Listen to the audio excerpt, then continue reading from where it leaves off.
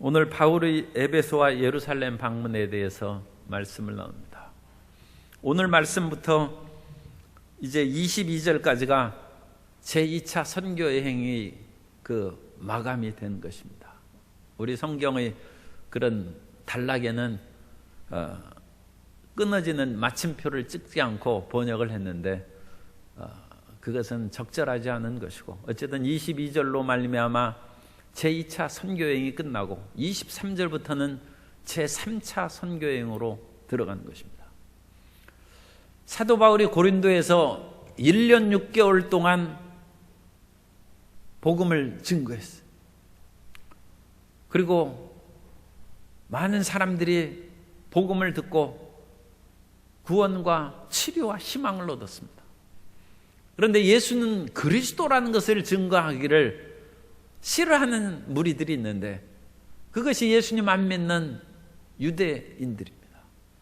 그 사람들은 십자가에서 죽은 예수님이 어찌 메시아냐, 그래서 그들은 예수님을 믿지 않고 거역하고 기회를 노리고 있다가 이 고린도에 새로운 총독이 왔어요. 갈리오라는 새로운 총독이 왔는데 51년 2년 정도에 이제 온 것으로 생각합니다.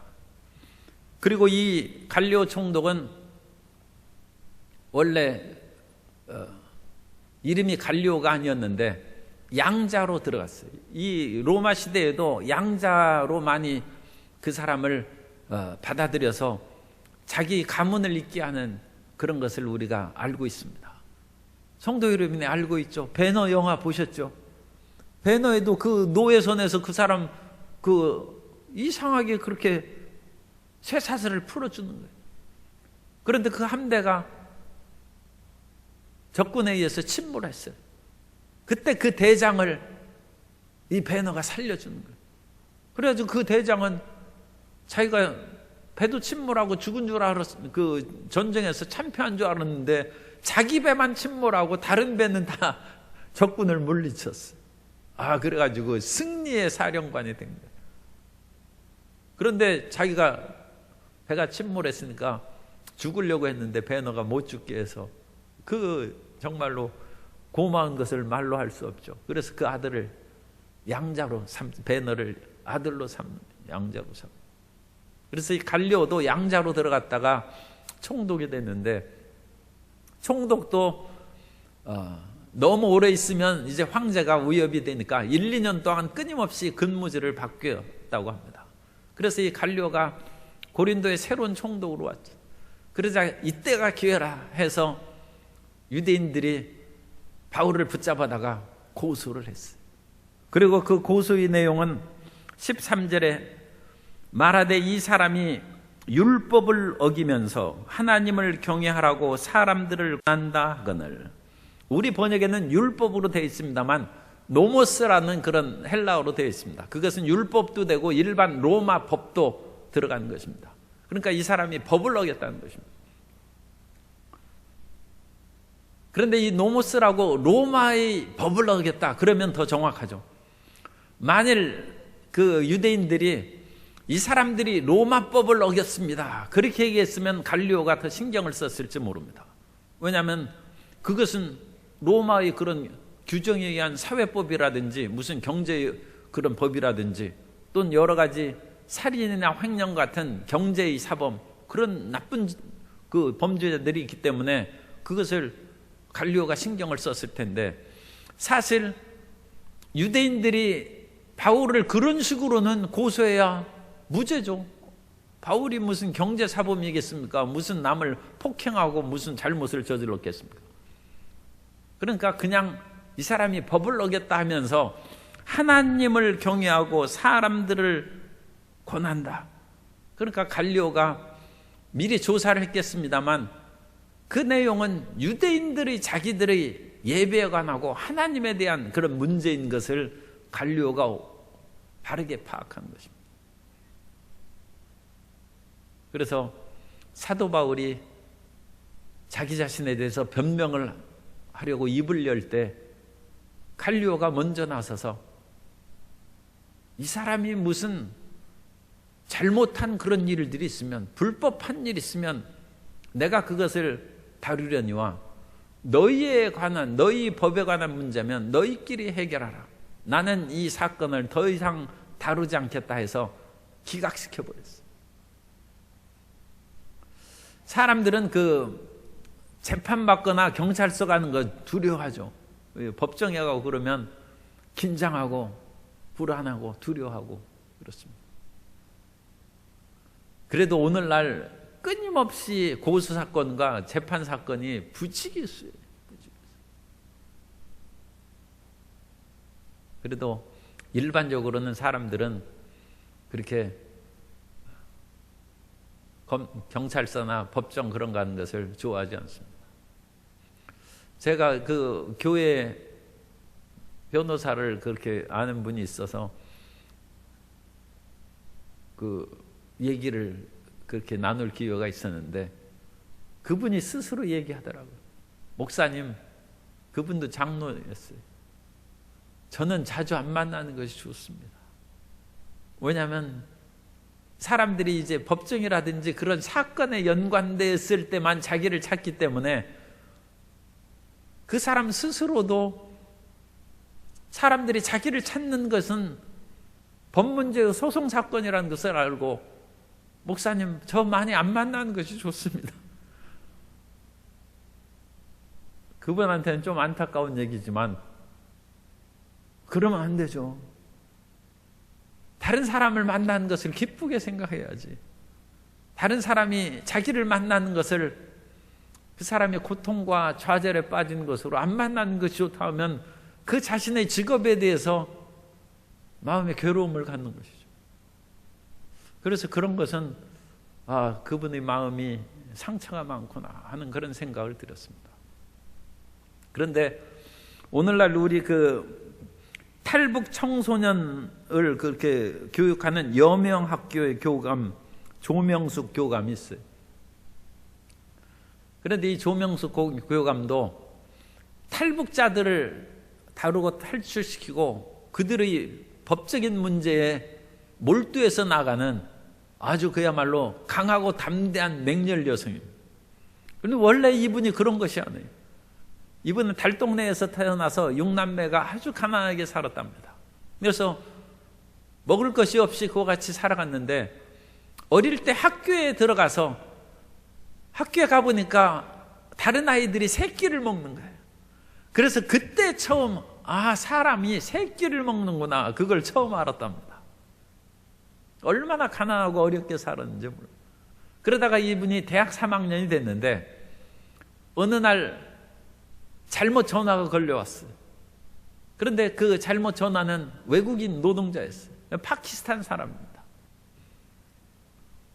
그래가지고 그 사람이 뭐라고 떠든 말하니까 영어로 전화를 잘못했다고 그렇게 얘기하니까 그 사람이 다급하게 내 친구가 일하다가 기계 폭발 사고로 병원에 입원했는데 의료보험이라든지 그런 것이 없지 않습니까? 그리고 그 당시에 얼마나 사정이 열악했겠어요. 도와달라고 말을 하더래요. 그런데 그 사람이 너무 어려운 사람을 많이 보고 살아왔기 때문에 불쌍한 사람들을 그냥 뿌리치고 나는 인권보호센터가 아닙니다 하고 그냥 딱 끊어야 되는데 차마 그걸 끊지 못하고 있을 때 하나님의 말씀이 떠오르더래요. 요한복음에 친구를 위하여 목숨을 버리면 이에 더 큰 사랑이 없다. 하나님의 말씀이 딱 떠올라서 할 수 없이 그 병원으로 찾아가서 그때부터 외국인 노동자 인권을 위한 일에 참여하게 됐어요. 희한하죠. 그래 자기도 살기 어려운데 더 살기 어려운 사람의 고통을 돌본 일에 자기가 뛰어든 거예요. 그런데 희한하게도 하나님의 인도하심 놀라워가지고 그때 서울법대 다니는 자기 신랑이 인권센터에 관심해가지고 거기에 왔다 갔다 했는데 그때 만나가지고 어쨌든 뭐 서울법대 나왔다고 해서 꼭 결혼 잘했다고 할 수는 없지만 그분이 간증서에 그렇게 그것을 굳이 또 서울법대 나온 그 남편을 만났다고 쓴 거 보면 아마 좋아했을 거예요. 그것을. 자랑하는 마음이 있었겠죠. 그러니까 그 남편을 만났어요. 그래가지고 인권을 위해서 하는데 그 남편하고 또 신혼여행을 갔는데 중국을 갔어요. 하필. 그리고 중국에 가서 또 신혼여행 그 많은 장가게도 있고 뭐 그런 절경이 많은데 탈북자를 만났어요. 그래서 그들의 처참한 상황을 보고 탈북자를 도와주겠다 했는데 그런 기회가 왔어요. 그래가지고 탈북한 사람을 만나서 그 사람을 그냥 이끌고 자기가 인솔하고 베트남까지 내려갔어요. 그런데 베트남에 가서 자기가 제일 먼저 체포됐어요. 그리고 베트남 군인 10명이 자기를 에워싸고 신문하더랍니다. 이 바울이 지금 끌려가가지고 고린도의 그 광장에서, 오늘날 고린도 그 지역에 가면 발굴이 돼가지고 그 바울이 재판받았을 것으로 여기는 그 장소가 있어요. 여기는 한 2m 정도의 이런 높은 바위로 된 단이 있습니다. 그걸 발굴했어요. 아마 그 위에 총독 갈리오가 앉아서 그것을 판결했을 것입니다. 그것이 이제 오늘날 발굴되어 있어요. 그러니까 얼마나 그 소송하고 재판하고 그런 것이 떨립니까? 그런데 한 번도 그런 일을 경험하지 않는데 10명의 남자 군인들이 자기를 에워싸고 어떻게 된 것이냐 할 때 하나님의 말씀이 떠올랐다. 두려워하지 말라. 강하고 담대하라. 내가 너에게 명한 일이 아니냐. 여호수아 1장에 있는 그 말씀이 마음속에 거기 떠오른 것입니다. 그래 희한하게 그냥 해서 거기에서 밤새 취조를 받았는데 풀려났어요. 그래가지고 민간인 최초로 탈북자 13명인가를 한국으로 데려왔어요. 그래서 탈북자를 위한 피난처 NGO 단체를 만들었어요. 오늘날 어쨌든 행복하게 살고 있습니다. 전혀 자기가 생각하지 않은 그 길을 걸어가는 것이죠. 인권을 다루는 것도 그 쉬운 일이 아니죠. 더군다나 탈북자를 그렇게 탈북시키고 그들을 돌보는 피난처를 하는 것도 쉬운 일이 아닙니다.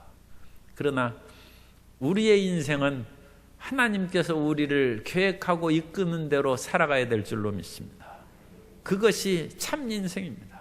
내가 원하는 대로 살아가는 것이 참 인생이 아니고 우리는 끊임없이 육신의 정욕과 안목의 정욕과 이생의 사랑으로 편안하고 등 따숩고 부귀영화 누리면서 살아가도록 그렇게 생각하는데 우리는 쾌락을 위해서 태어난 것이 아니라 의미 있는 삶을 살기 위해서 태어난 줄로 믿습니다. 그 의미 있는 삶은 하나님께서 그렇게 살아가라고 하신 그것을 순종하며 살아가는 것입니다. 사도 바울이 그리스도의 복음을 증거하면서 왜 재판을 받습니까? 사도 바울은 참 고생을 많이 했어요. 그래서 사실 사도 바울 이름은 그렇게 썩 좋지 않아서 우리 목사님도 폴이라고 졌다가 이름을 바꿨어요. 그래서 내가 고생 많이 한가 보다. 그래서 바울이라는 이름을 영어식으로서 바울이라는 이름을 바꿨어요. 누군지는 제가 말씀드리기는 어려워요. 그래서 폴이라는 이름을 바꿔버렸어요. 그런데 사도 바울이 1년 6개월을 고린도에서 헌신하고 봉사하고 섬겼는데 그 다음에 나온 것은 소송사건에 휘말린 것입니다. 그러나 우리는 육체적이고 눈에 보이는 것들만 바라봐서는 안 됩니다. 이것을 통하여 하나님께서는 놀라운 일을 역사하셨는데 새로운 총독이 이 사건을 기각시켜버렸어요.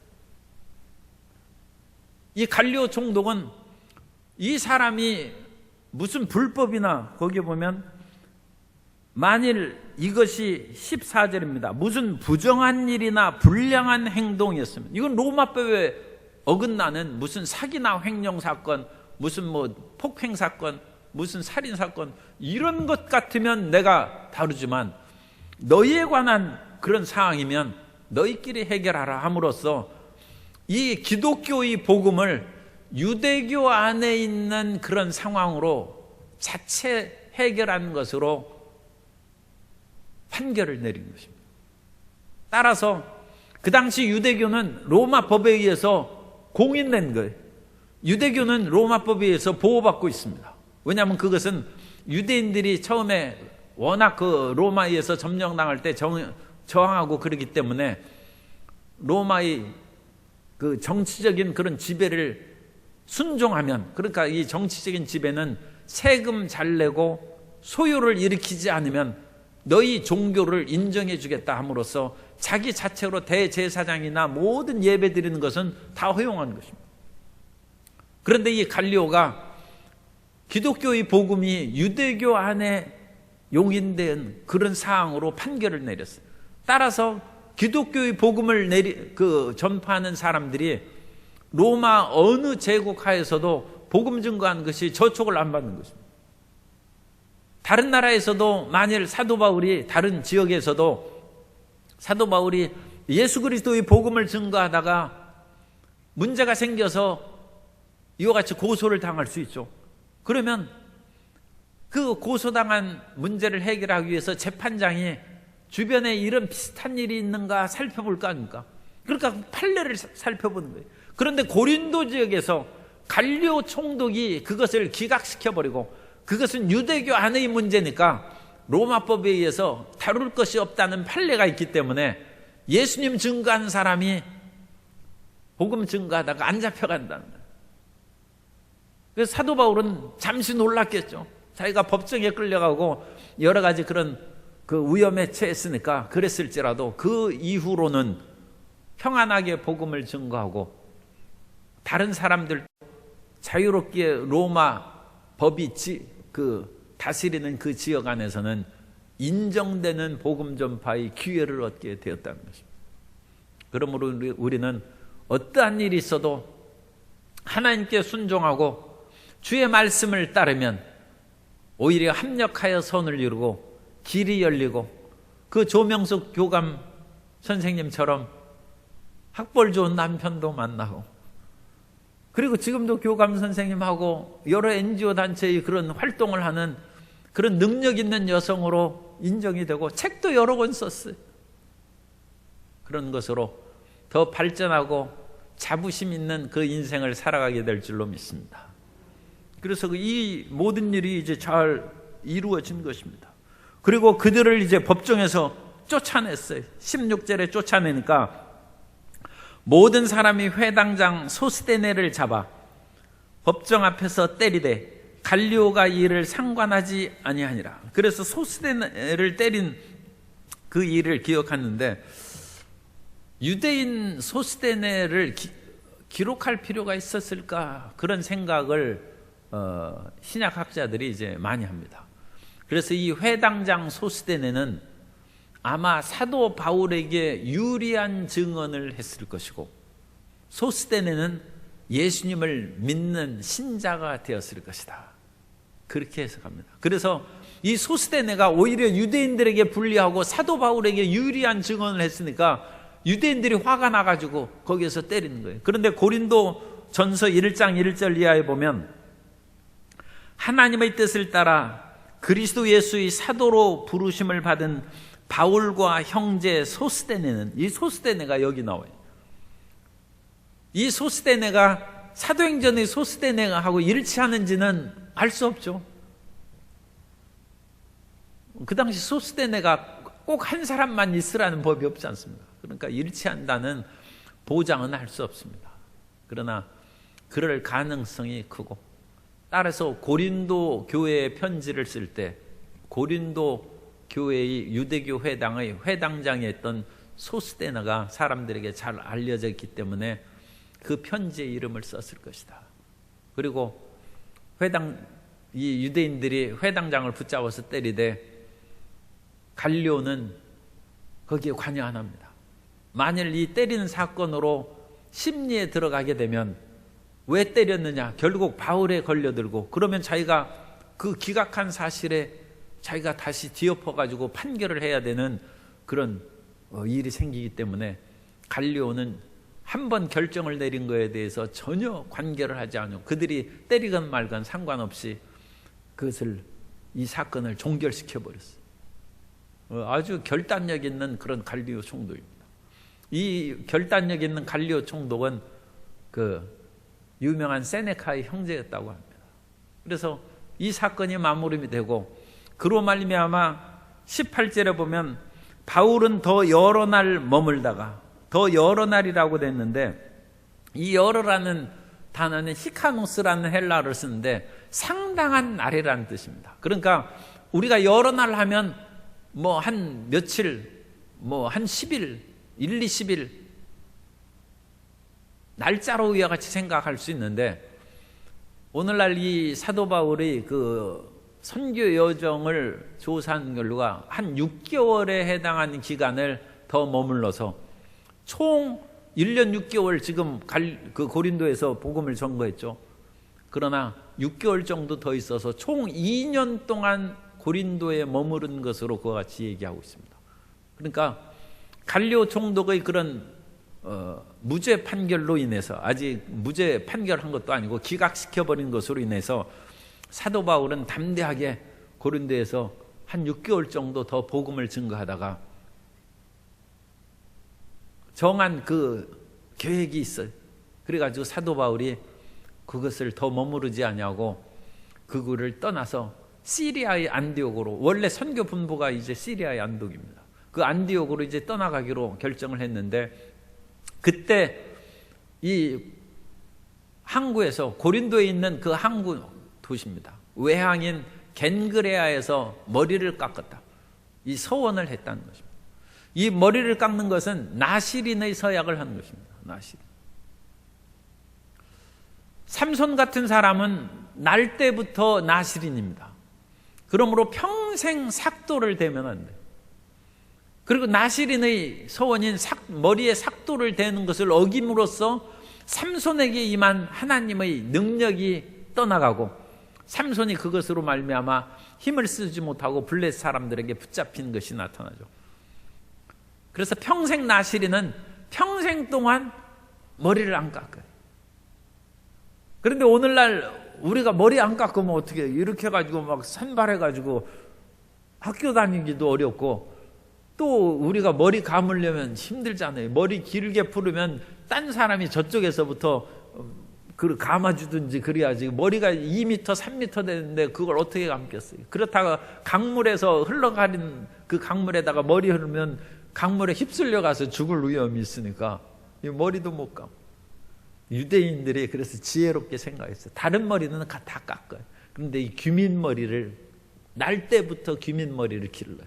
그래서 여기를 이렇게 해서 자라나면 꼬부립니다. 이렇게 꽈요. 그래가지고 마치 흑인들 머리가 아주 그 곱슬머리, 아주 대단한 곱슬머리 있지 않습니까? 그것처럼 이렇게 꽈요. 그래서 그것을 쭉 잡아당기면 땅에 닿습니다. 그게 나시린. 머리를, 여기는 그러니까 하나님의 말씀을 지키면서 다른 머리는 간략하게 깎는 거예요. 그런데 이제 사도 바울은 일정 기간 나시린은 하나님 앞에 서원한 그 기간 동안 머리를 깎고, 서원할 때 머리를 깎습니다. 그리고 나서 서원이 끝날 때 다시 머리를 깎습니다. 그러면 서원 기간은 최소한 한 달에, 그리고 6개월, 1년 그 이상으로 서원할 수 있습니다. 그래서 6개월을 서원을 했으면 머리를 깎은 후에 6개월 동안 자라나지 않습니까? 그 자라난 머리를 예루살렘 성전에 가서 그걸 다시 깎아서 하나님의 단 그 불에 그것을 이제 태워서 드립니다. 민수기 6장 18절에 보면 자기의 몸을 구별한 나시린은 회막문에서 자기의 머리털을 밀고, 그 당시는 회막문이고 나중에는 이제 예루살렘 성전이 되겠죠.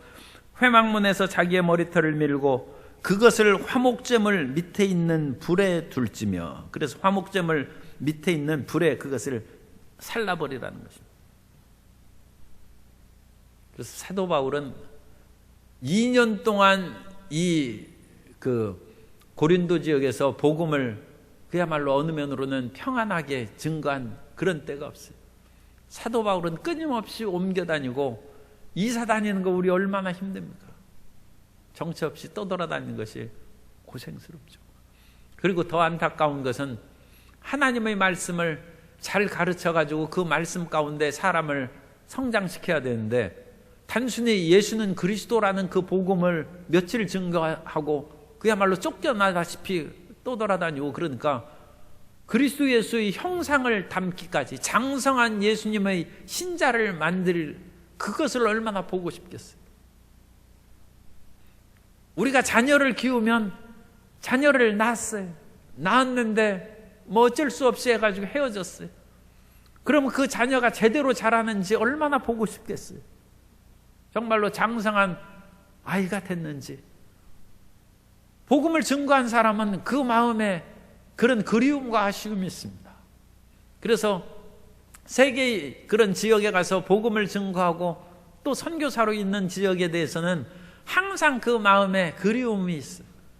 그 사람들이 제대로 믿고 있는지, 그 사람들의 신앙이 성장했는지, 혹시 그것으로 인하여 어떤 삶의 고통과 좌절을 받고 뒤로 물러가지 않았는지.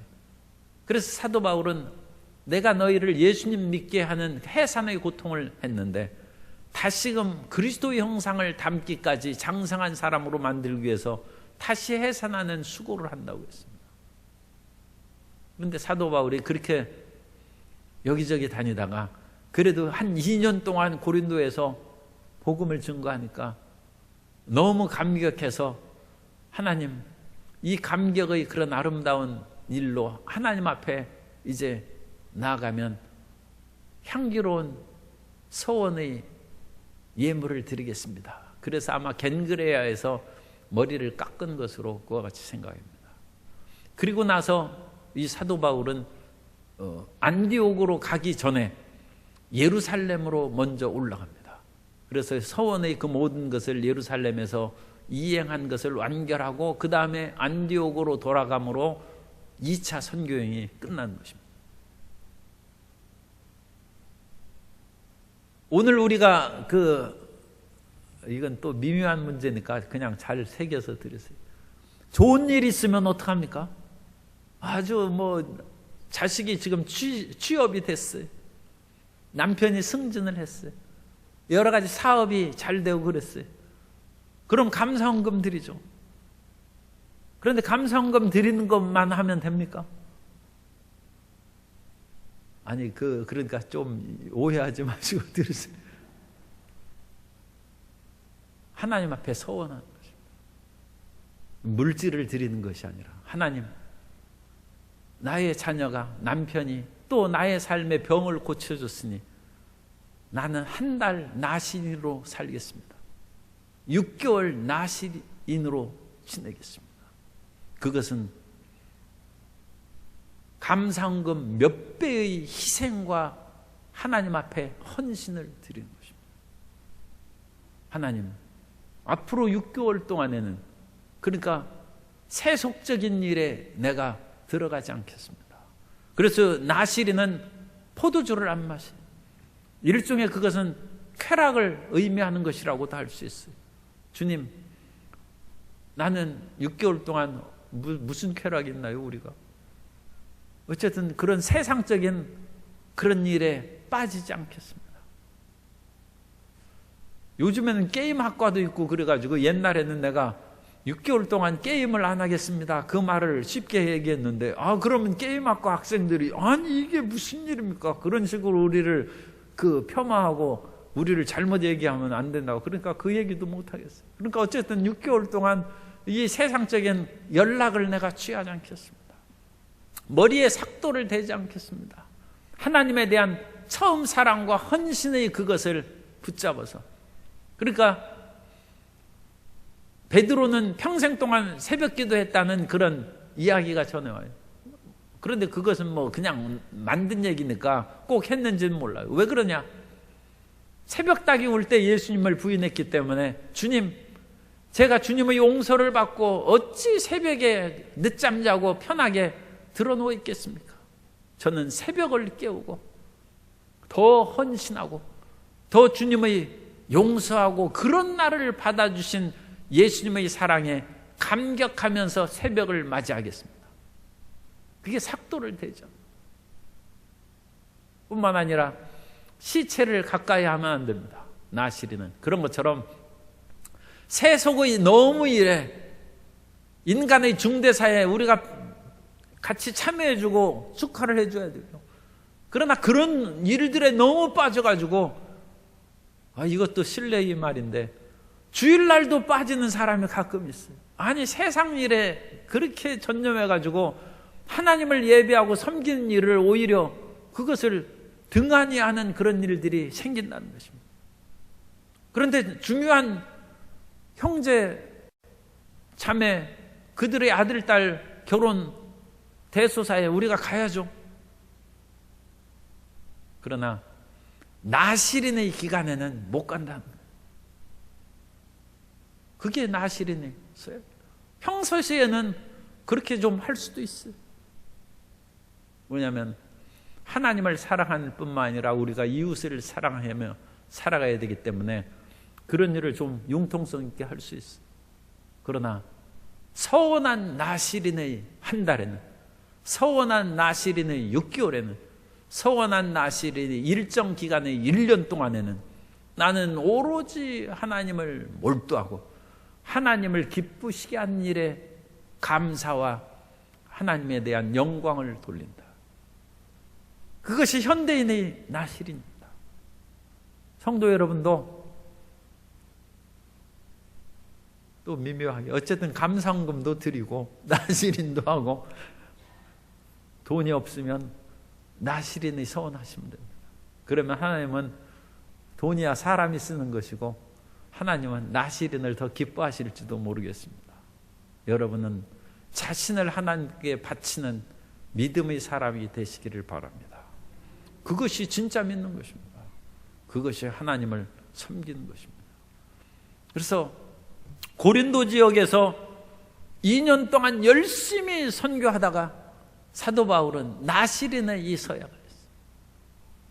그래서 나시린의 서약을 하고 배를 타고 이제 그 그리스에서 배를 타고 아시아 쪽으로 내려오면 이제 에베소가 큰 항구입니다. 그래서 에베소에 머물렀는데 에베소 지역에서는 원래 아시아 지역입니다. 에베소는 아시아에서 복음을 전하지 못하도록 하나님께서 하셨죠. 그래서 결국은 그 지역에서 복음을 전하지 못하고 마게도니아인의 환상을 보고 그리스로 건너간 것입니다. 그렇기 때문에 에베소에 대한 복음의 그런 빛이, 마음의 빚이 있었을 거예요. 그래서 에베소에서 같이 동행한 아굴라와 브리스길라를 에베소에 거기서 머물러 뒀어요. 그러니까 제3차 여행지로, 선교 여행지로 에베소를 마음에 사도 바울이 두고 있었다는 것을 알 수 있습니다. 그래서 천막 짓는 동업으로 고린도에서 함께 일했던 아굴라와 브리스길라 부부를 거기에 두고 거기에서 자기는 얼마 동안은 잠시 짧은 기간이죠. 그 에베소 회당에서 예수 그리스도의 복음을 증거했어요. 그런데 예수 그리스도 사도 바울이 증거하는 것은 간단한 것입니다. 예수님께서 하나님의 아들로 이 땅에 오셔서 십자가에 우리 죄를 위하여 못 박혀 죽으시고 장사한 지 사흘 만에 죽은 자 가운데 부활하셨고 부활 승천하셔서 약속하신 성령을 우리에게 보내주셨다. 메시아가 이미 왔다는 것입니다. 그런데 이 에베소에 있는 유대인 회당에서는 마음이 열려 있었어요.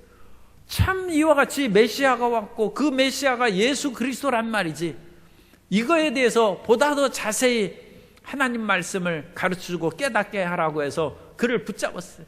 그런데 사도 바울은 지금 내가 해야 될 서원을 갚아야죠. 그 일이 있다 하고 하나님께서 허락하시면, 하나님의 뜻이면, 이 말씀이 여기에서 분명, 왜냐하면 이전에 아시아에서 복음 증거하는 것을 성령께서 막으셨기 때문에 사도 바울이 하나님의 뜻이면 내가 다시 와서 이 복음을 증거한다 하고 길을 떠나서, 원래 안디오고를 가려면 저 북쪽에 그 500여 킬로 떨어져 있는 그런 실루기아 외항에 거기에 들어가야 돼.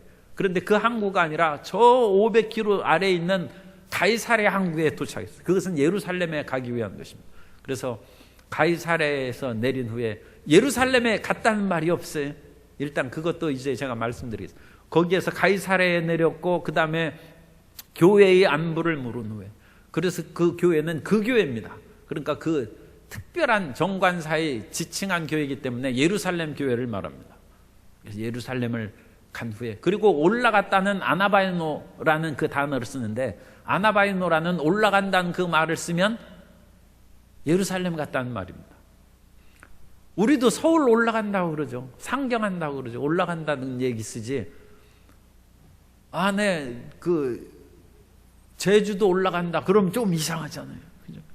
물론 한라산 올라가는 것이지만 아무리 한라산이 높다고 해도 내가 제주도 올라갔다고 얘기하면 좀 이상하죠. 서울을 올라가는 것입니다. 그래서 이 사도행전이나 누가복음에서도 이 아나바이노라는 헬라어를 쓴 것은 항상 예루살렘을 갈 때, 성전을 갈 때 사용하는 언어입니다. 그래서 사도 바울은 분명히 예루살렘으로 갔고 거기에서 하나님의 성전을 들렀을 것인데, 그 성전에 갔다는 말도 안 쓰고 그 교회, 예루살렘 교회의 안부를 물은 후에 다시 안디옥으로 가서 여정을 끝난 것입니다. 그래서 22절에 가이사랴에 상륙하여 올라가, 그러니까 이 서울로 올라간 거예요.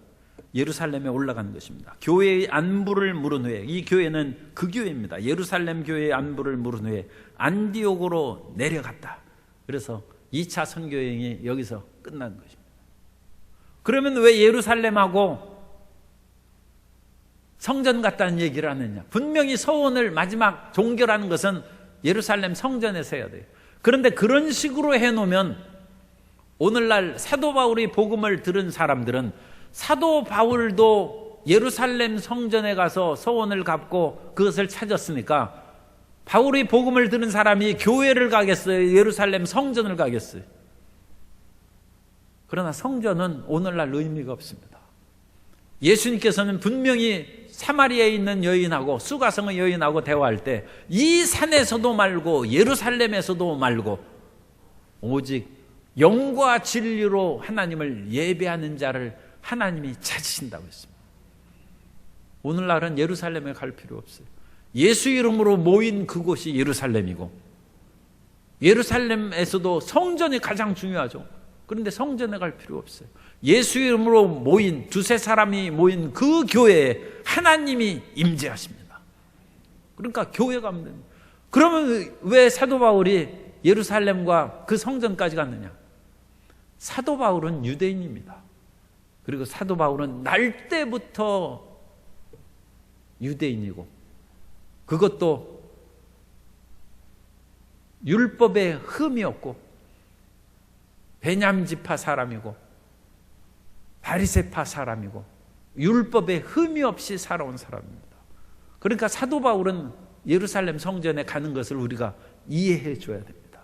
그러나 오늘 우리 성도님들은 예루살렘 가지 말고 우리 광주 순복음교회 오시면 되고, 광주 순복음교회 찾아서 추석날에도 꼭 오지 말고 그때는 시골 교회, 거기 고향에 있는 그 교회 가서 예배 드리시면 됩니다.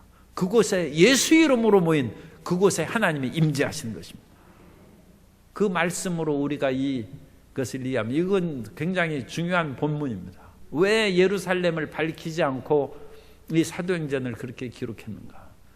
이 말씀은 또 언제 기회가 있으면 우리가 말씀을 드리겠습니다. 이 말씀을 잘 이해하면 장소나 건물에 또는 어떤 특정 교회에 매이지 않는 복음의 자유를 얻을 수 있습니다. 그런 자유케 되는 모든 성도님 되시기를 예수님 이름으로 축원합니다.